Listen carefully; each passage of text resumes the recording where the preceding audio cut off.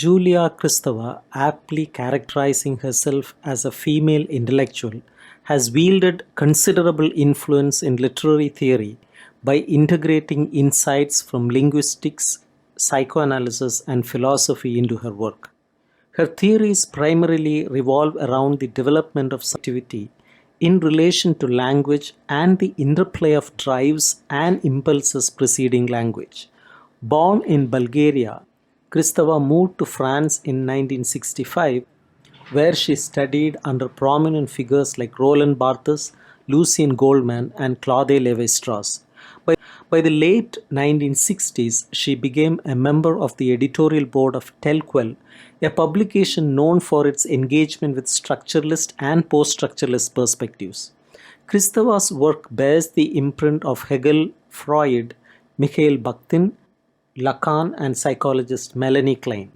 In her seminal work Revolution in Poetic Language, Kristeva critiques modern linguistic theories for treating language as a formal object, marked by arbitrary relations between signifiers and signifieds, without adequately addressing the question of the subject of enunciation. She identifies two trends attempting to address this issue. One focuses on unconscious processes motivating linguistic connections to the psychosomatic realm, while the other emphasizes the subject of enunciation and views signification as an ideological and historical process. Kristeva terms these trends the semiotic and the symbolic respectively, emphasizing their inseparability within the signifying process of language. She argues that this dialectic between the semiotic and the symbolic is constitutive of the subject, which she conceives as both semiotic and symbolic. Kristeva's notion of the semiotic posits a post-Freudian subject that challenges the transcendental ego of conventional Western thought. The semiotic process, according to Kristeva, encompasses drives, their disposition, and their embodiment in the body, as well as the ecological and social systems surrounding it. In contrast, the realm of the symbolic entails the emergence of subject and object, as well as the construction of meaning structured by societal categories. Kristeva perceives the realm of the arts as a space where jouissance or intense pleasure threatens to disrupt the established symbolic order, particularly in poetry and literature. She views revolutionary poetic language as possessing a subversive potential, capable of reaching back into the semiotic realm to unleash energies and drives restrained by the conventional structure of the symbolic order.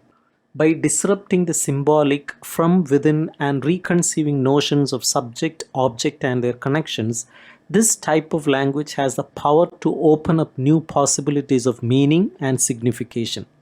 In the context of late capitalism, Kristeva argues that only certain avant-garde literary texts, exemplified by the works of Malam and Joyce, possess the ability to blur the boundaries between the semiotic and the symbolic.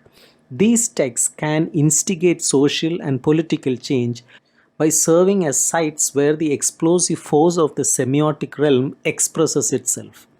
Engaging with such texts involves subjecting one's subjectivity to impossible dangers and risks, including relinquishing aspects of identity, family ties, state affiliations, religious beliefs, and even notions of continuity and constancy. This transformative process, Kristeva asserts, can manifest through various modalities, whether through artistic expression or revolutionary practices in labor and politics. She argued that the radical transformation of linguistic and signifying practices is logically contemporaneous with changes in the social, political, and economic order. Quoting Marx's assertion that freedom can only emerge when the concept of labor undergoes transformation, Kristeva emphasizes that free texts, by transforming the opaque and impenetrable subject of social relations and struggles, contribute to the production of a different kind of subject capable of fostering new social relations and participating in the subversion of capitalism.